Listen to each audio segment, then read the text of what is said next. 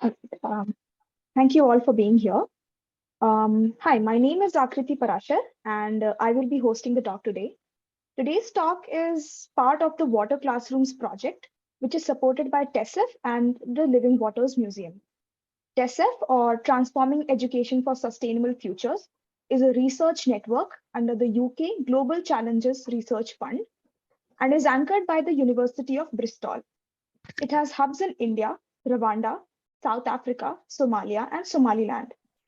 TESF India is anchored at the Indian Institute of Human Settlements in Bangalore and led by Dr. Poonam Batra, Amir Bazaz, and team.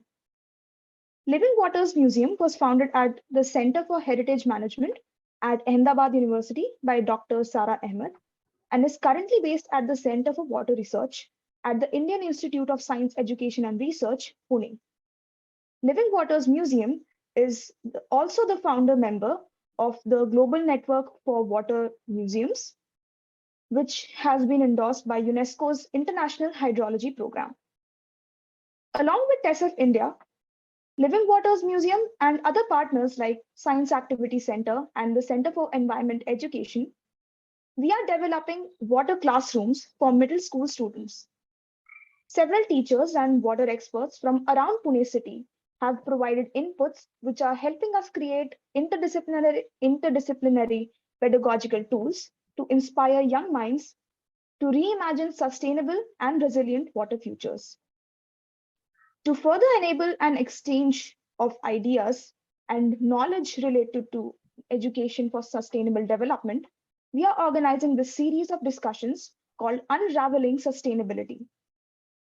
Today, we are fortunate enough to have Professor Poonam Batra, who will talk about possibilities and challenges in incorporating sustainable frameworks into pedagogies, especially in the Indian context. To introduce our speaker, Dr. Poonam Batra is a professor of education, formerly with the Central Institute of Education, University of Delhi, India. Her work spans multiple areas of knowledge: public policy in education, curriculum and pedagogy, social psychology of education, teacher education, and gender studies. Professor Batra was a Nehru Memorial Fellow, a member of Indian Supreme Court's Commission on Teachers' Education, and co-author of key education policy documents. Her recent research examines coloniality in the episteme of Indian education reform, comparative education imperatives, and the politics of school and teacher education reform. She is a co-investigator and India team lead on the GCRF Transforming Education for Sustainable Futures project. Before starting, I would like to announce that we will take up questions in the end, but the audiences are requested to put their questions in the chat box meanwhile. I now hand it over to Professor Batra. Thank you very much, Kriti. And I would also like to thank Chhavi and Manav and the organizing team for inviting me for today's talk on this important issue. And I consider this as an opportunity to really share some of my understanding on questions of education and sustainability that have emerged over the years. And as I specifically work with the commissioned projects under the Transforming Education Systems for Sustainable Futures project. So let me begin with the title. The title says Possibilities and Challenges of Incorporating Sustainability Frameworks in Curriculum and Pedagogy. So I was thinking that we need to perhaps interrogate the very idea of possibilities of incorporating sustainable frameworks in curriculum. So incorporating itself actually means that we begin with an assumption that this can be done. I think somebody's not muted, so there's a lot of crackle sound. Thank you. Muted. Yeah, so So I was saying that it's important to interrogate the very idea of incorporating something, because which means that we are assuming or beginning with the assumption that we take the educational arrangements, educational focuses, aims, and systems as a given. So I think it's important to critically examine the ideas and orientations to the future, such as sustainability, because we're really looking at the future, within which education is positioned and practiced. For example, there is a whole strand of disciplinary understanding around the construct of decolonizing education, decolonizing knowledge, and so on. And I think this emerges as a very critical dimension as we engage with questions of education. So what we really need to do is to problematize the instrumentalist orientation of education towards the known, or let's say assumed, futures, and call for education to become a site of critical anticipatory practice as a means for concerns of sustainable futures. So if you're looking at sustainable futures, then perhaps we have to bring in a reimagination of education itself, and not begin with the idea that there is an assumed educational arrangement and framework within which we need to incorporate concerns of sustainability. And I think, therefore, it's important to sort of say this upfront. I think even the idea of challenges, possibilities and challenges, implies that we need to fit in something that already exists, because the challenges of fitting in the idea of sustainable development, the frameworks, and so on, in the current frameworks in which education operates. So it's almost like saying fitting squares into circles, or maybe the other way around. To my mind, the real challenge is to interrogate curriculum and pedagogy itself of school education and how teachers are being prepared to teach in schools. I think it's also important to interrogate curriculum and pedagogic practices of professional education, such as architecture, engineering, medicine, all of it. I mean, I could take an example of architecture. Let's say, are they consulted? And if they are consulted, do they look at how children use space before they construct buildings for schools? Do they look at issues of how the interface between children and space happens inside a playground, on a playground, inside a classroom, during assembly, for example? There's very interesting work in this direction by Kabir Vajpayee, for example, who looks at building learning materials, looking at buildings itself as learning materials, for example. And he's done some interesting work in the states of Gujarat, Orissa, some of it in Delhi. So I'd just like to invoke one social science idea here, which comes from Michael Foucault's theorization, especially when he writes the first book on discipline and punishment, where he likens schools with prisons. And one very stark sort of imagery that comes to our mind if we look at schools, specifically in many of the government schools, is how desks and chairs are actually a single physical unit, literally imprisoning the child or two children who sit there and not allowing bodily movement inside class. And this reminds me of Foucault's understanding of how schools tend to discipline children, literally to make them into docile bodies. And I think this becomes a very interesting question for professional architects who are really trying to design school buildings, for example. So the real possibilities, to my mind, will emerge from asking some very hard questions around sustainable development, around the idea of education for sustainable development, and of course, the SDG framework itself.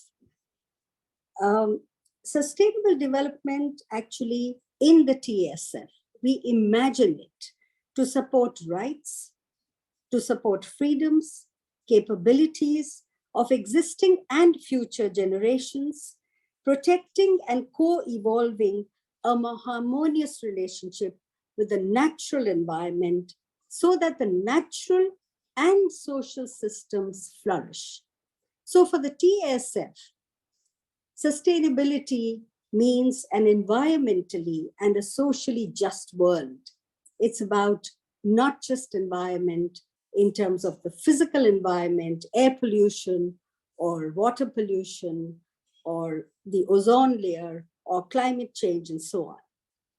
Now, if you look at terms of sustainability in terms of sustainable development, the SDGs, education for sustainable development, what we find typically is that they seem to operate in a framework of growth-led approaches.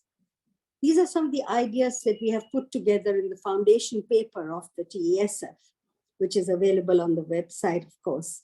Many of our researchers would have already read that.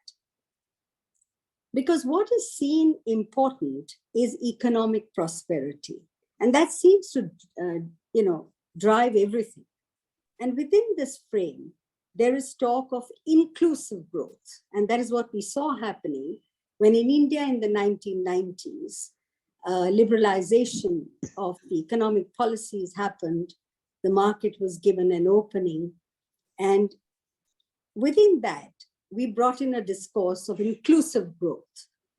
So it sounds very progressive, but this contradicts with ground realities where there are intense and very deep social, economic inequalities, gender inequalities, and environmental destruction, which I think are a result, and many scholars have said that, due to extractive practices which really come under neoliberal capitalism. Not that, capitalism didn't exist before the neoliberal aspect of it, but then we have typically looked at our physical environment as something to be extracted from, to be conquered. Environmental approaches specifically advocate, therefore, the idea of degrowth, which is really to counter the impact of economic growth as the center of development itself, which means a shift to redistributive, regenerative economies within what is called planetary boundaries. Now, human rights approaches, on the other hand, look at the role of sustainable development in meeting basic human needs, sustainable livelihoods, democratic environments, democratic societies, and peaceful societies away from conflict. Then there's a capability approach. The capability approach is coming essentially from Amartya Sen's work and then being expanded by several other scholars. It does support the right-based approach, but it also supports the idea of capability development, because poverty is seen not just as an economic construct, but something that has a social dimension, because those who are poor have no opportunities to develop their capabilities. And the capabilities approach also values other species and natural systems. Then there is the decolonizing approach, which questions the Eurocentric nature of development itself. The idea that we are a universe, the idea that now scholars are saying that we actually are a pluriverse and not a universe, and that we need to look at several diverse perspectives, worldviews that exist, especially amongst the oppressed societies which have been typically subjugated, whether through colonialism or in other ways. all of this demands that education will need to incorporate several of these approaches in order that it can play a key role in driving towards sustainable futures, environmentally, and towards equitable and just societies. Now, having established the need to transform education, and that development itself needs to be re-examined, for instance, let's look at how the terminology has changed over the years. So let's say from a terminology of first world and third world to a terminology of developed and underdeveloped countries to one of developed and developing countries. And of course, the acceptance of pluriverse, the idea of cultural diversity, not just as a celebration of multiculturalism, multilingualism, the idea of so many different languages, so many different traditions, etc., but also accept the idea that diversity is not only to be celebrated, it has to be examined for its nature, to look at difference and for the tendency that humans have to look at difference as deficit, and the deficit perspective with which we look at communities, people, societies, even languages, even the way we behave, the way we dress. I mean, recently we saw a whole lot of issues emerging from the online classrooms where parents were critical about teachers' pronunciation, teachers' dresses, the kind of homes, because that was all visible on the screen. So difference is typically looked at from a deficit perspective, and more recently, in collaboration with UNESCO, and of course with Leon Tickley, who is the lead to the TSF project in the University of Bristol, I did some work on looking at decolonizing teacher professionalism from a Southern-led perspective. And that included countries like Colombia, Tanzania, Zambia, India, and of course some others. And what we found is that there is a very different discourse that the teachers are talking about, which they're not able to bring to mainstream platforms because they're subjugated, and thanks to the pandemic, even more in stringent ways, surveilled all the time. What I would like to now argue and put forth for you to consider is to relate all that I have said specifically to the TESF project on water classrooms, because I think it becomes pertinent to bring that relationship, and specifically the mission statements of the Water Museum that I had the opportunity to look at. So what I found was that in the mission statement, it says clearly that there is a humankind's connection with water and its natural, cultural, tangible and intangible heritage. So it acknowledges that it isn't just a physical space and a resource that we use, but that there's cultural dimension to it, social dimension to it, and that traditional knowledge there is to preserve, to promote these values and heritage, that we need to create water awareness education, that we need to look at ancient knowledges, that we need to connect these to contemporary agendas, but I hope to question that water is the new oil, because really that's what the corporates are talking about. Specifically, all of this towards finding sustainable, suitable solutions to the global water crisis. Now, water scarcity, melting glaciers, climate change, all of that we know. And the Water Museum is addressing these issues, and they're concerned about the fact that populations are being displaced and how this is happening even today in India. We are talking of linking rivers and, of course, the struggles of populations who are displaced, where dams are being built. The Narmada Bachao Andolan is one of the most longest sort of struggles. even though we know that Nehru called dams the modern temples of India.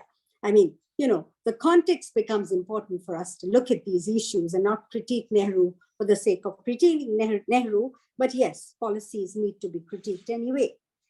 The question is that these kind of aspects in the mission statement need to also look at what I have referred to, and many scholars talk about, extractive practices under the neoliberal capitalist mode that we are in.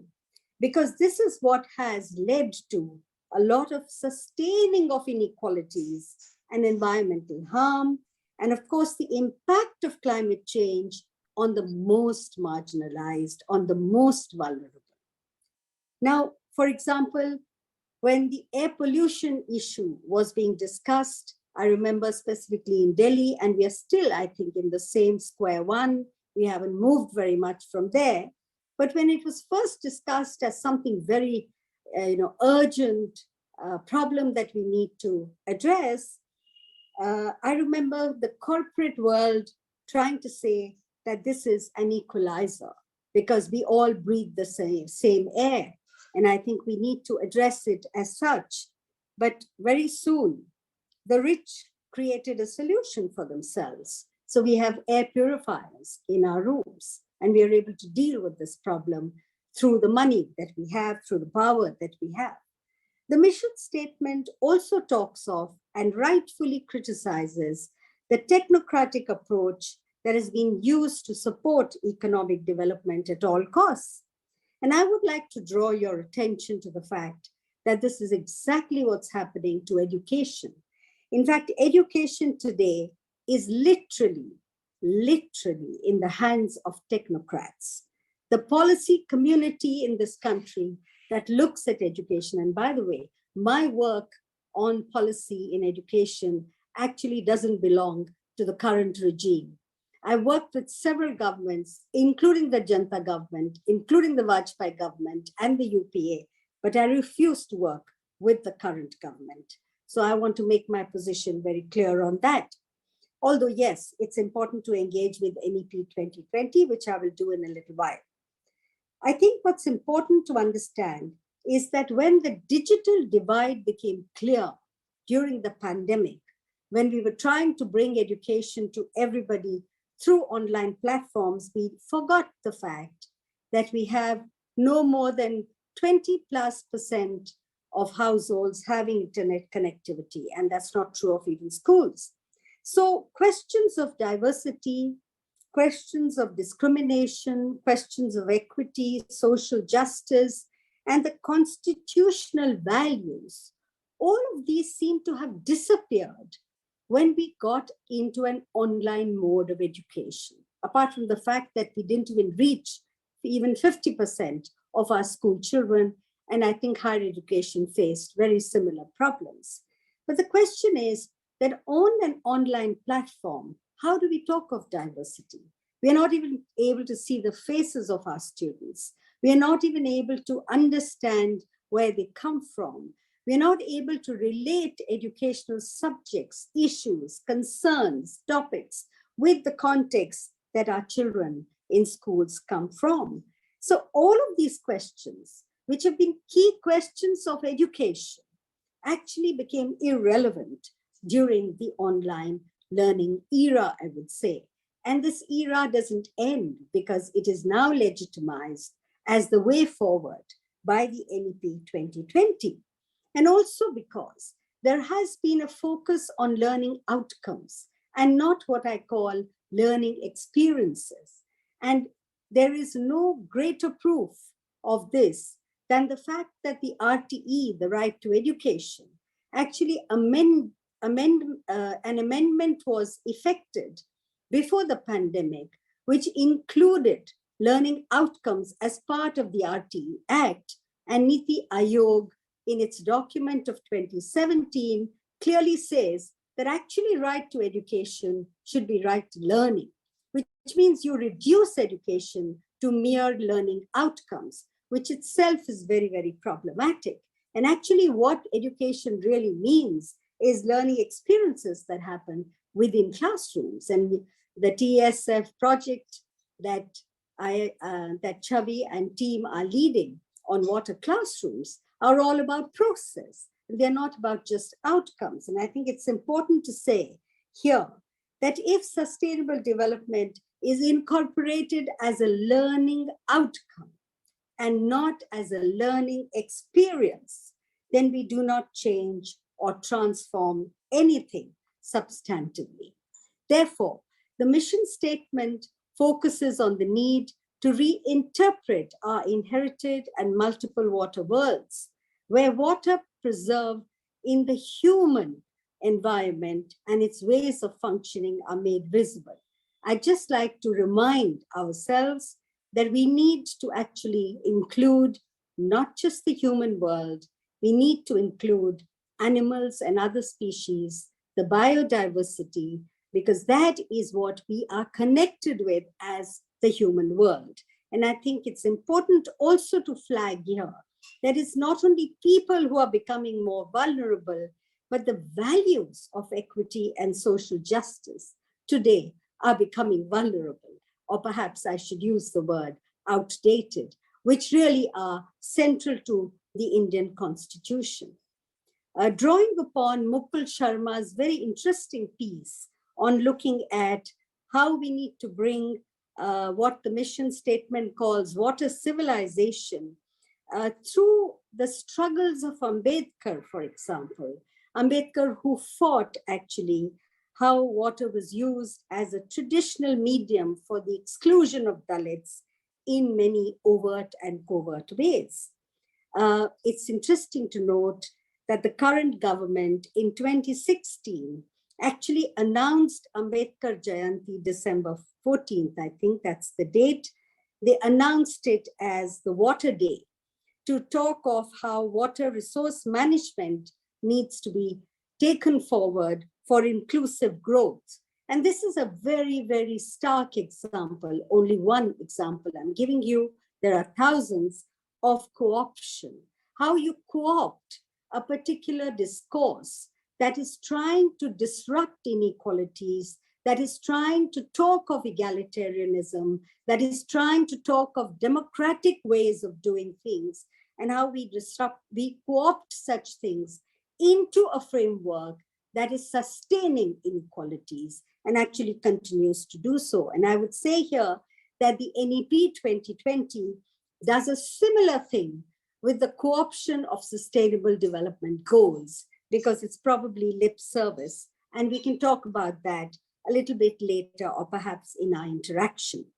What is important here to understand is that Ambedkar articulated social and cultural aspects of water and why Dalits had to be liberated from the caste of water, the monopoly of upper caste over water bodies, over rivers, over tanks. And we recall the Mahad Satyagraha of 1927, which was actually emblematic of Dalits and Ambedkar struggles with water. The the right of Dalits to use public water resources. We have the problem even now, even today.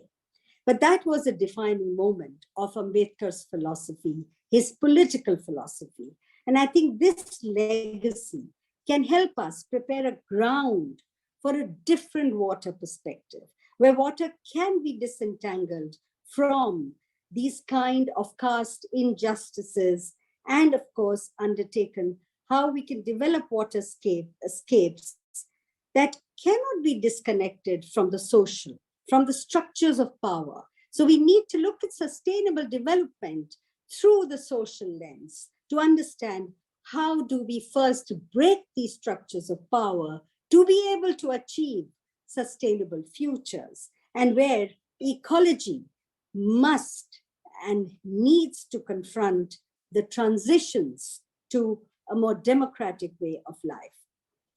Therefore, education content in terms of curriculum and pedagogy needs to be examined as a contested space, not as a given, not as something that's passed on, from somebody who sits inside ivory towers, or maybe today even in the politicians' offices, and hands over curriculum for us to transact, which is what happened during the pandemic anyway. So we need to look at education as a contested space, one that reproduces divisiveness and hierarchies and reinforces extractive practices of nature, exploits nature, to one where education can resist the impositions of dominant knowledges, dominant curriculum and pedagogies, and that stifle democratic processes, that sustain inequalities, and that sustain the exploitation of nature, or what I can say, the contribution of education towards unsustainable development. And that's what I think we need to challenge as we talk of sustainability and bringing in sustainable development frameworks into curriculum and pedagogy. So what becomes important, therefore, is not just to view environment and climate change as isolated aspects that need to be addressed by scientists. I mean, I think IPCC's reports have been consistently giving us scientific reasons of why we need to stop global warming and why the planet is in extreme danger. But it has a group of social scientists which is also trying to address the social dimensions. For example, how climate change and environment are not disconnected with democratic, equitable, and social justice issues. It's important to look at, for example, teachers. How do we prepare teachers when we bring in curriculum that talks of sustainability or that enables children to understand issues of sustainability, and we do nothing to address this in the way we prepare our teachers? Then we're going to lose the battle, because it becomes only an isolated way of addressing the issue. And I think the idea of interdisciplinarity, the idea of vision of multidisciplinarity, which NEP 2020 talks about, looks very progressive, appears to be a sort of quantum jump towards a very progressive future. But my understanding is that this is camouflaging the segregated nature of education that the NEP 2020 is laying the foundation for. This is no forum for me to go into the details of that, but I do think what is important for us to understand is that the NEP puts together a whole lot of so-called marginalized in one basket. And please read the 66-page document. It brings in women, first of all, which is half the population. It brings in SC/ST, OBC, Muslims, minorities, language minorities, migrant children, disabled children, everybody under one basket, and calls them socio-economically deprived groups and suggests a different pathway to address them and their education.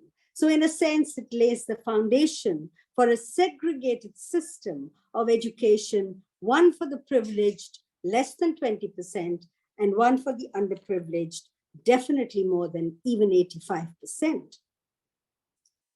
What I would now like to do is present before you some key questions that I think are important to look at when we are examining the question of education and bringing in issues of sustainability within education in terms of both curriculum and pedagogy. So one of the key things, of course, is to understand, and we've debated this a lot amongst ourselves in the education community. The education community in India doesn't have a very good reputation because we are meant to be very closed. We are meant to protect our turf, and we are meant to be people who don't engage with other social sciences. And I'm one of the insider critics of this aspect of education. And I have no bones about being self-critical, because I think unless we are self-critical, we are not in a position to even look at another's viewpoint. So what I'm trying to say is that science, its content, its method, has dominated formal school education, higher education, and teacher education. Although we do need to discern between what are called folk and lay theories from cultural wisdom, experiential knowledge, and practices. For example, Anupam Mishra's very interesting work on looking at water systems in the deserts of Rajasthan, in Jaisalmer. I find that a very interesting communitarian perspective where people created solutions of having water in a desert, not only for their own individual families, but for even the travelers who cross the desert to go across to another part of the desert. And I think that is the kind of traditional, our sort of heritage of the country that we would like to draw upon. And I think the Water Museum means that when it talks of heritage, it certainly doesn't mean the kind of heritage that the current political regime is talking about. And I'd like to make that distinction also. What I find, therefore, is that essentialist knowledge that the West imposed on us through colonial modern education, and therefore the need to decolonize knowledge, that essentialist knowledge, which really deals with the question of what is worth teaching or what is worth knowing, comes from out of the context, that there are certain knowledges that are perennial, that we don't need a context, that decontextualize knowledge. And science is one of those knowledges that gets produced in laboratories, and it doesn't matter whether the laboratory is in Palamu, in Bihar, or in Kashmir, or in Canada or America. But the question is that this idea of essentialist knowledge is precisely what the anti-colonial struggle, people like Gandhi, people like Tagore, Vivekanand, Aurobindo, our national leaders who fought the freedom struggle were trying to oppose, because they felt that culture and language was both severed from formal education under the colonial rule. And the idea that knowledge should be contextualized, because it is through the cultural idioms that we learn, that children learn, even adults learn like that. Now, this, of course, was part of the anti-caste discourse as well. That's a different matter, that the anti-colonial epistemes and the anti-caste epistemes never came together because Gandhi and Ambedkar did not really agree on many issues, but that's for another session. But there is a geopolitics of knowledge, I think, that happened during the colonial rule, which we have to also take into account when we look at issues of sustainability and bringing sustainability issues into the education sector. So scholars have argued that we are living in a pluriverse and we are not living in a universe. Therefore, a critical question for education is how the natural environment and the habitats of millions of species other than the human are under grave threat, and how education can play a role in reversing this. Right now, education is playing the role of aggravating this, augmenting this, reinforcing this. So our question is, how do we reverse this? The third important question is how education has contributed and to examine such trends in the very first place. Development too has sustained inequalities through the modern system of education, because it has been reformed by the neoliberal, but it has only strengthened the idea of the modernist framework. When we look at environmental scholarship, environmental scholars, environmental historians, environmentalists, even practitioners like, Chipko movement, Bahuguna, and in our context, of course, Navdanya and many other such, what we found is that they call out to reconstruct educational knowledge. They've been saying this for a long time. The argument is that our relationship with nature is fundamental to this reconstruction. And direct engagement with the environment is fundamental to learning. Now, this sounds familiar. And I think Tagore is one person who tried to do that through Shantiniketan, to actually enable the education of children right in the middle of nature and enable that direct interaction with nature to happen. Schools need to be embedded in the local community so that learning tasks can emerge out of real life context. So not only nature, but even the real social context, the political context, the economic, the cultural, all of this needs to become part of our education frameworks. And only then can we move towards sustainability, because really teachers and children work together when education can be made meaning of through contexts. The other important aspect is that the focus of environmental education today, and you can see it in the literature, says that we need to change behavior, that we need to change the behavior of children or of young adults, change the lifestyle, make them less consumerist. But the point is, this is also the central idea of education for sustainable development in many countries. I'm glad that India hasn't adopted this in a very big way, because actually this doesn't change anything. Changing behavior really means we are doing a cosmetic approach to bringing in sustainability questions into education, because education for sustainability needs to encourage students to question the very mechanisms that have created the Anthropocene, that have actually led us to believe that the human is central to the universe. And this too, I think, needs to be put in the mission statement of the Water Museum that I find. The example is, let's say, a consumerist lifestyle has an impact on the Earth system, that the focus of climate change activists is that we need to change that lifestyle. But there is very little emphasis on environmental injustice. For example, unequal distribution, exploitation of laborers for our own overconsumption. Just recently on a platform, I heard a Delhi government official saying that, let's be real. Let's understand that Delhi doesn't have any more land to create schools. So my question to him was, you seem to have land to create malls, but you do not have land to create schools. So it's a question of priorities. It's a question of really understanding how we have exploited nature, but that too for the benefit of those that have already enough.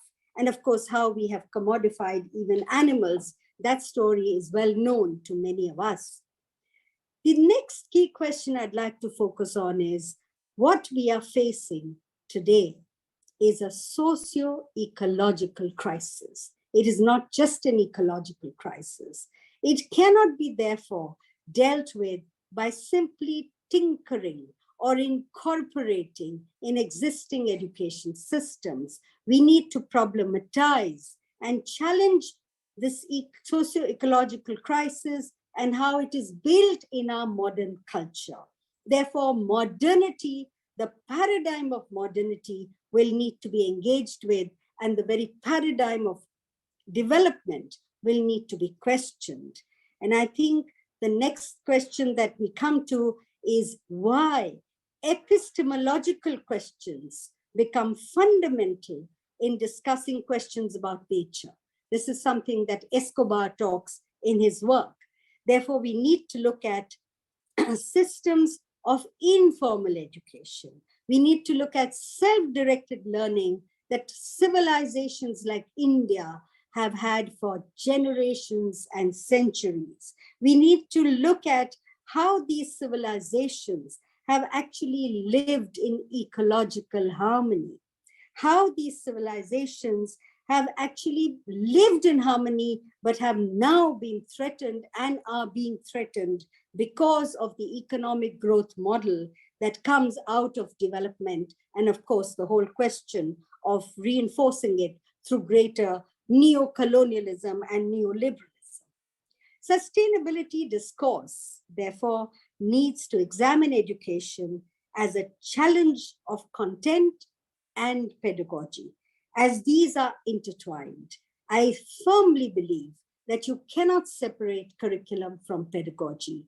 This is what the traditional Bachelor of Education B.Ed program has done since colonial times, and we got a chance to change that only when the Supreme Court intervened, and I was a member of the commission that changed the program from 1 year to 2 years and brought in questions of the environment, of sustainability, of gender, of social inequality, and to bring in questions like that to enable content-driven pedagogies rather than pedagogies that are taught in isolation. So, for example, traditionally teachers are prepared to teach how to teach history. They are not taught history because it is assumed that they know history, that they've done a graduation in history. They know they've done physics. They know they've already come with it. But the point is that we need to interrogate disciplinary knowledge itself. And therefore, if we want to make transformative pedagogies to bring in sustainability, we will have to challenge knowledges themselves and therefore move towards content-driven pedagogies. I think dialogue is education, resist conformity, question their own dominant worldviews, understand the relationship between knowledge and power, between language and power, and distinguish between information and knowledge. It reminds me of T.S. Eliot's famous quote, where there is reference to how we have lost the knowledge in information and we have lost the wisdom in knowledge. And I think we need to discern these things very carefully if we want to really transform education. True education, as Tagore and Gandhi said, is about liberating others as much as oneself. And I think these ideas are embedded, even Ambedkar's idea of equality, of fraternity, which he brought into the Constitution. The idea is to develop sensibilities through arts and aesthetics. We cannot simply look at water classrooms also, or any subject for that matter, in isolation of aesthetic sensibilities. That is the reason why Tagore was so keen on setting up Shantiniketan, where these were also taught. And there's a wonderful book by Devi Prasad on art as the very basis of education. I would like to conclude quickly now with a couple of things. One, to quote David Orr, who has been fighting for environmental justice for a long, long time, he reminds us that education for some of the most eminent philosophers like Dewey was that it is to do with the timeless question of how we are to live. And David Orr says that in our time, and he's writing in 2004 actually, and I think we're already accelerating into a much worse space. He's saying in our time, the great question is how we live life, how we will live in the light of the ecological fact that we are bound together in the community of life, one and indivisible, and how this is being threatened by human carelessness. And of course, I would add human-centeredness. I think effective sustainability question and education is a political education question for me. Questions of social justice and equity cannot be delinked from environmental sustainability. And that should be the premise of education for sustainable futures. And to say that what is missing is a historical understanding of the problem of sustainability.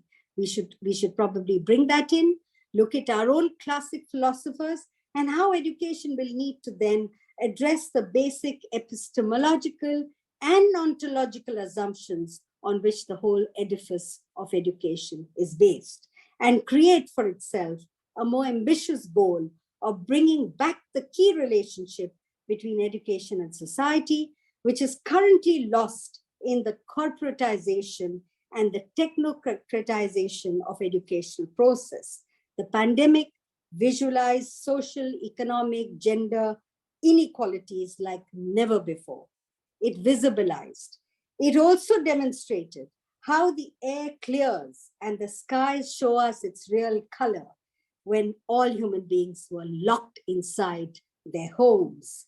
But I'm not sure whether this was enough or it was just a romantic observation for us to make that real change that is required of us and expected of us as educators and as people concerned with ideas of sustainability, both at the environmental and at the social level.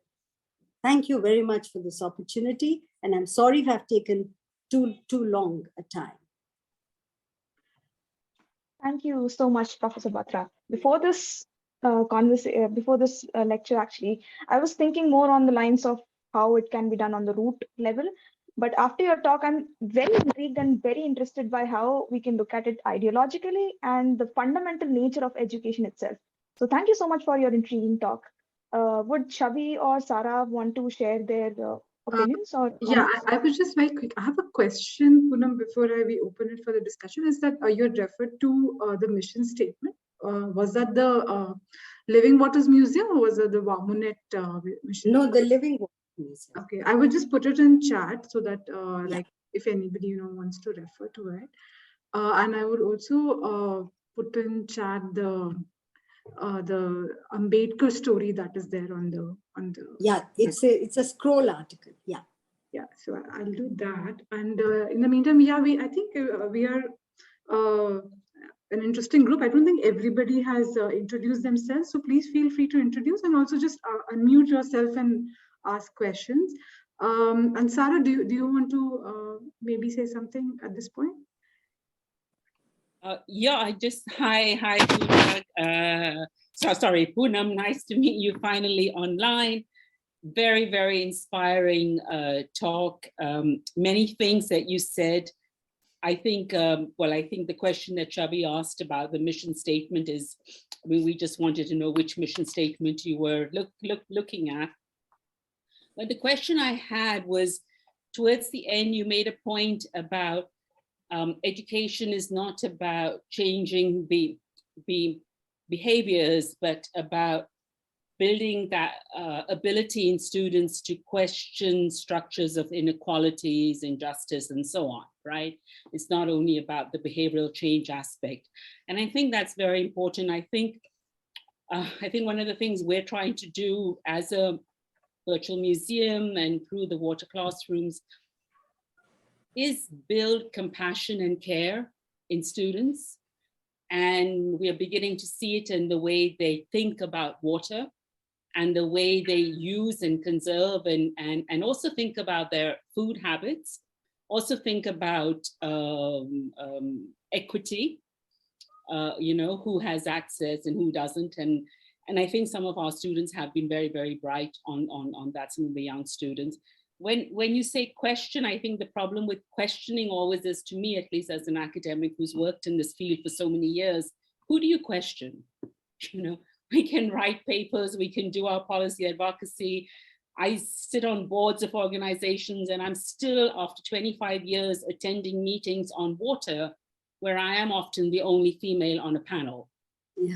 And this is something that you really wish this would change. I mean, you're putting out all the facts on gender there, you're doing all of that, but you don't see that fundamental change happening. So if I can see small things in my students beginning to change, like they're kind of questioning their day-to-day practices, what their parents are doing, what their community, what their housing society is doing, that to me, and if I can build that community of care, that to me is very important. Yes, absolutely. I mean, I actually, I hope I haven't communicated the fact that our work is not really as important as it should be, or that it's too small scale, because I think we're all sort of working, in our own little spaces, and many fundamental questions are left unanswered. And I completely agree with you. In fact, I can give you examples of how a very progressive curriculum framework like the NCF 2005 also undermined the potential role of the teacher as an agentic person who can change things in the classroom. So yes, there are several questions like that. And I do feel that the work that TSF project on water classrooms is happening is very, very significant. And the work that you have done, that you've expressed, is probably in some ways adding up to something, even though we are still stuck with many fundamental questions. Because I don't like to look at my life and say that, oh my God, I mean, you know, we're still in square one. No, I think it's the spirit of not giving up. And I think it's also true that this is adding up. You know, India didn't have to fight for women's rights to vote. And many of the legacies which we don't see before independence, whether it's Pandita Ramabai or Savitribai Phule or Ruqayya Begum, actually they created the ground for the kind of discourse that we have on feminism and on looking at women. So I'm with you on that. And I think despondency mustn't let us cloud our thinking. Thank you, Poonam. So Joy, you've put a question. Do you want to unmute and ask it?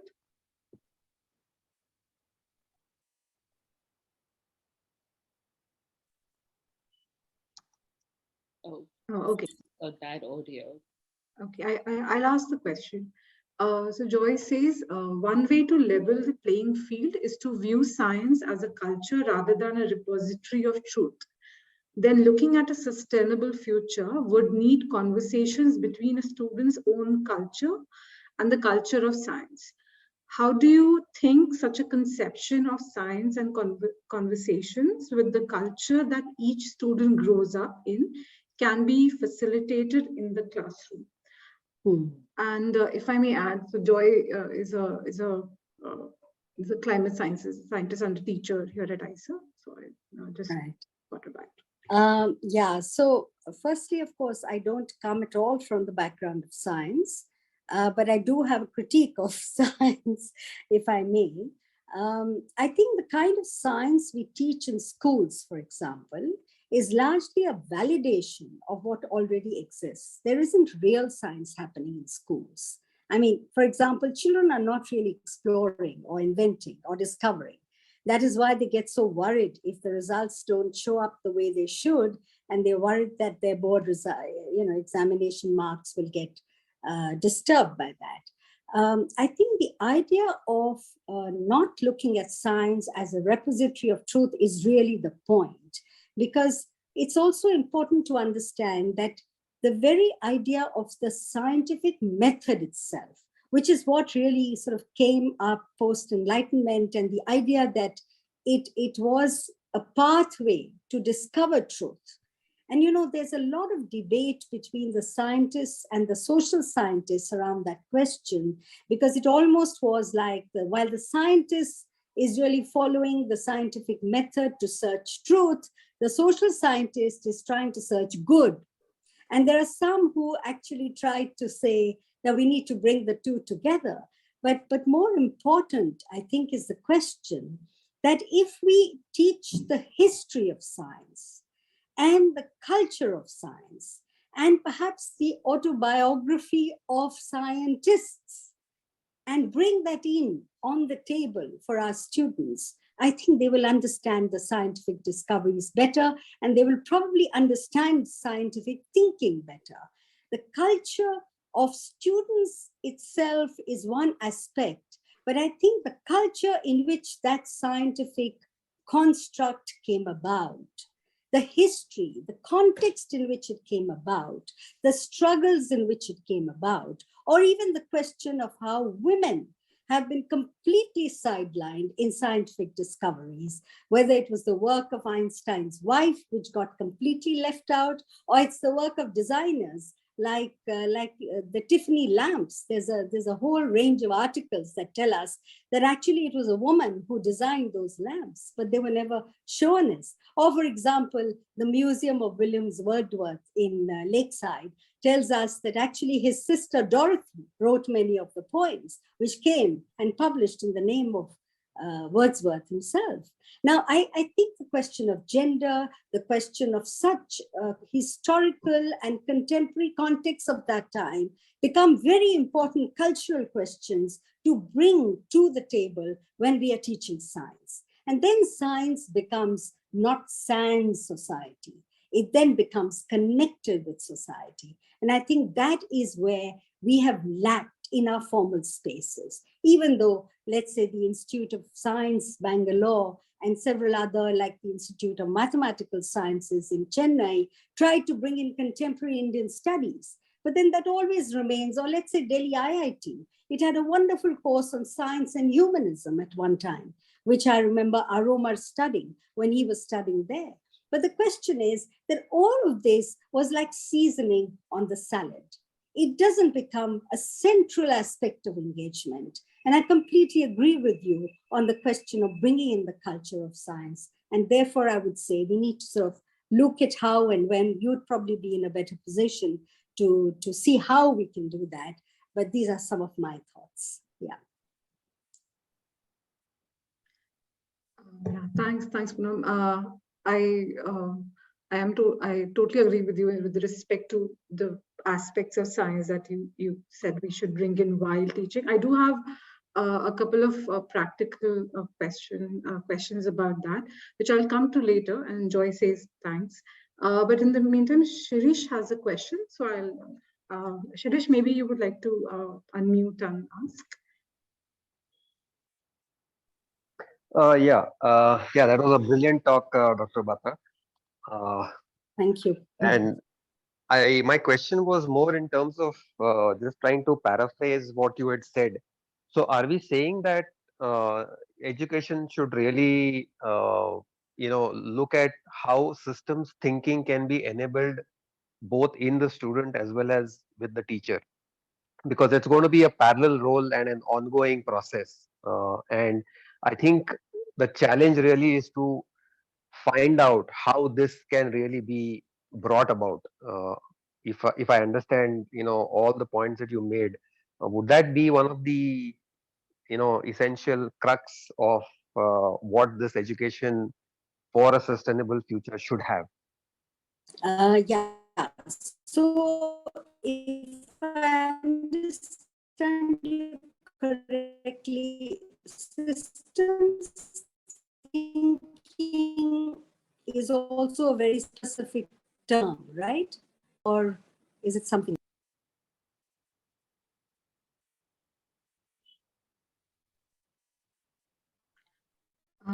Shirish, can you hear me?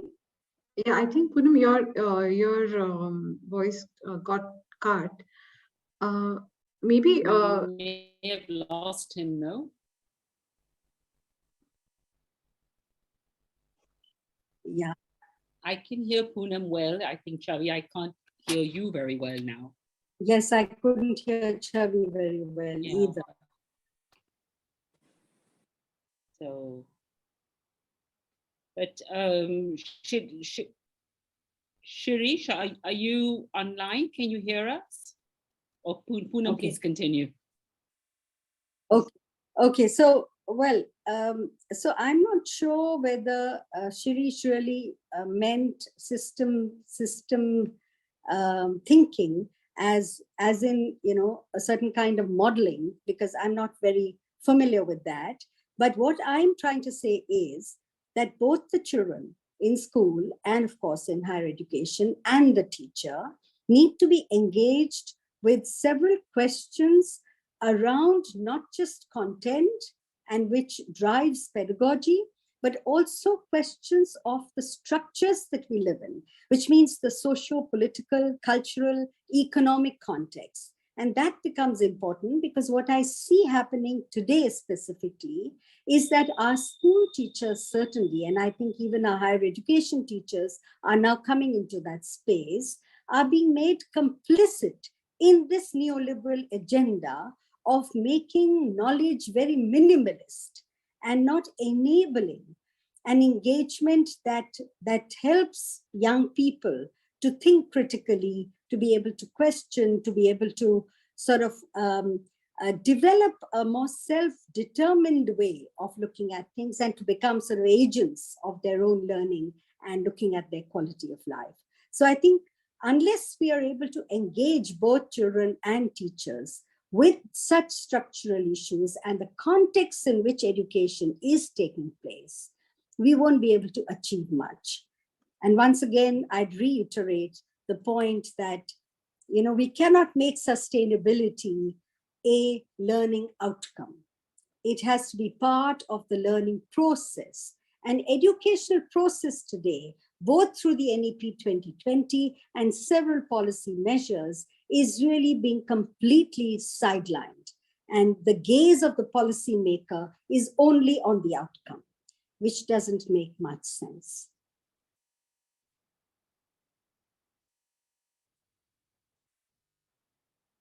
So I think we've lost Chhavi as well. Yeah, hi. No, I'm here.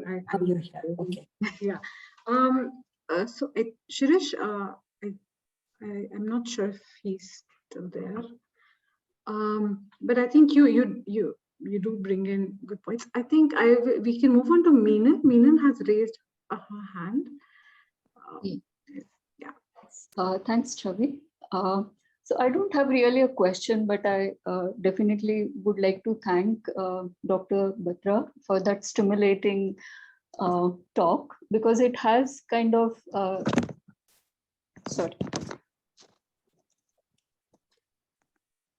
and some of the points that you made, I really found very critical and important, as in especially the point that you made wherein that the whole epistemological framework and the ontology onto which this education system or the framework is kind of built upon, that the very foundation of it need to be kind of questioned is very important. That is what I felt. And the second one, which comes as a connecting point, is to do with the curriculum versus the pedagogy, as in it is not only the pedagogy that need to be worked on, but the curriculum, the disciplinary critique is somewhat, which is really important. These are some of the really important points for me to take from this talk, definitely. So thank you. Thanks a lot for that.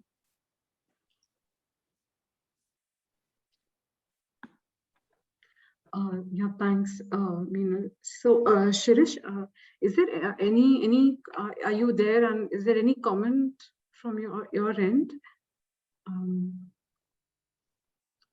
Okay, if Shirish is not commenting, I did have a question that I wanted to ask Poonam. Poonam, you've spoken about the process and the outcomes. So while we were in the process of designing each water classroom, each workshop, we were speaking to teachers, and we have one of our teachers here, Smita is there, and Dara also, so the teachers emphasized on the fact about understanding what is an outcome that you're looking for, and that when you design in terms of what goes in there and how much time you have, that outcome for a teacher becomes really important. So now if we look at pedagogies or curriculum towards sustainability, and if we are thinking of processes and not outcomes, what does that mean for a teacher in a class? Okay, so yeah, I'm glad you asked that question. Actually, when I'm trying to emphasize that we need to look at education process and learning experiences and not just learning outcomes, I'm not saying that we don't need to look at learning outcomes. Obviously, we do. I mean, the idea that NCF brought out, for example, which is one fine idea, but unfortunately, it wasn't sort of implemented and teachers were not sort of prepared for it, which is the idea of continuous comprehensive evaluation, that you actually track the child's progress over the year rather than just do a one-time test. Now, unfortunately, the CCE turned into weekly unit tests. Yeah. Again, you're testing. So it's the process. So I'm not saying there shouldn't be, of course, there have to be outcomes, but the outcomes cannot be the sole purpose. And that cannot be the sole focus, I should say, of the educator. So the educator has to probably spend more energy and time and content-oriented reading and writing to be able to design the learning process and enable the learning experiences. So I'll give you a very, very small example, simple perhaps, maybe even simplistic, but you'd probably get an idea of what I'm saying.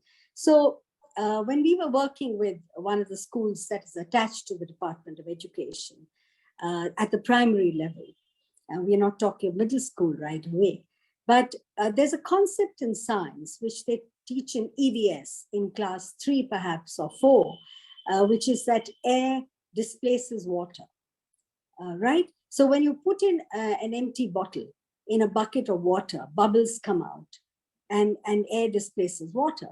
Now, we did this in class 1. Now, the idea was not that we are going to teach them that scientific principle, but that we give them a learning experience. So when they're able to articulate it as a scientific principle, when they're cognitively ready to do that. So learning experiences don't always match with learning outcomes. And that is important to understand, that learning experiences can be given at a particular developmental point in time. And we can wait for the learning outcome to emerge. So when we begin our education design from the learning outcome end, then it's problematic. It is putting the horse before the cart, the cart before the horse. Am I right? Yeah. So that's the point I was trying to make. But learning outcomes are important. And I think the progress of the child's learning can be tracked actually, in so many different ways. In the way a teacher can ask the kind of questions in class, that also gives her an understanding of what's happening. Is the child really grasping a particular complex concept that's being taught, and what is really happening? And that can happen through the work that children do in the classroom. That's the other thing. We tend to give written work only for tests. We hardly ever give written or reading work inside classrooms. I mean, some teachers do that, of course, but they do it at an individual level. As an institutionalized educational arrangement, we tend to, it's like we never teach students to speak and listen language. We only teach them to read and write language, which is the reason why so many children hesitate speaking in English, but they can write English. I mean, for example.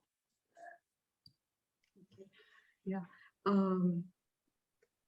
brings in some clarity, and also something I would go back to my own work and think about again.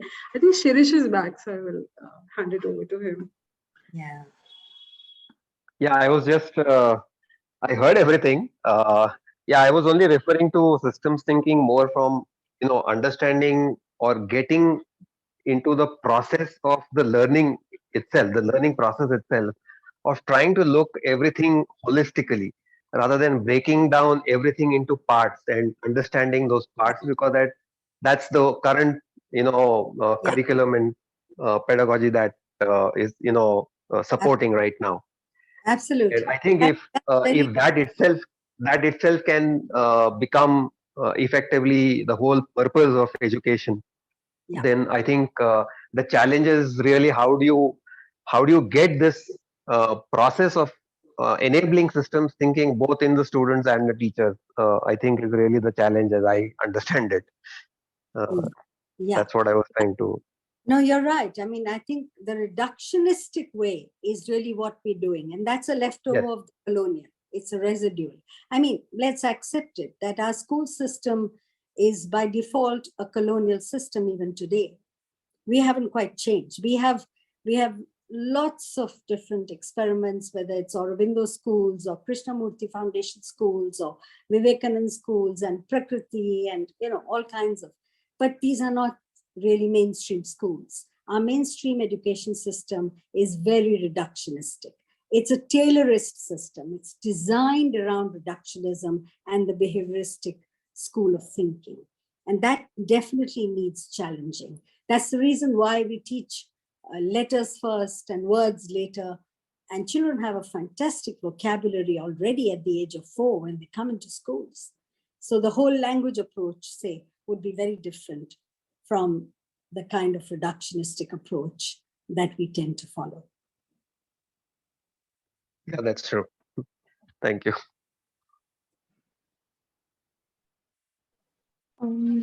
So if no one else has any other questions, I think we should end this talk right now in the interest of time. I would like to thank Professor Batra for taking out the time to interact and give such an amazing talk. I would also like to let the audience know that we will be organizing more such talks and discussions. We are active on various social media platforms like Instagram and LinkedIn. Please do follow us for updates. I would also encourage you to drop in the chat box suggestions for topics that you would like to hold discussions on. You could also message these suggestions on our various social media handles. Thank you all for joining. But yeah, thanks a lot. Thank you, Poonam, for this talk. It's so much to think about, and thanks everyone else for the discussion. Yeah, thank you. Thanks very much for the opportunity. Thank you.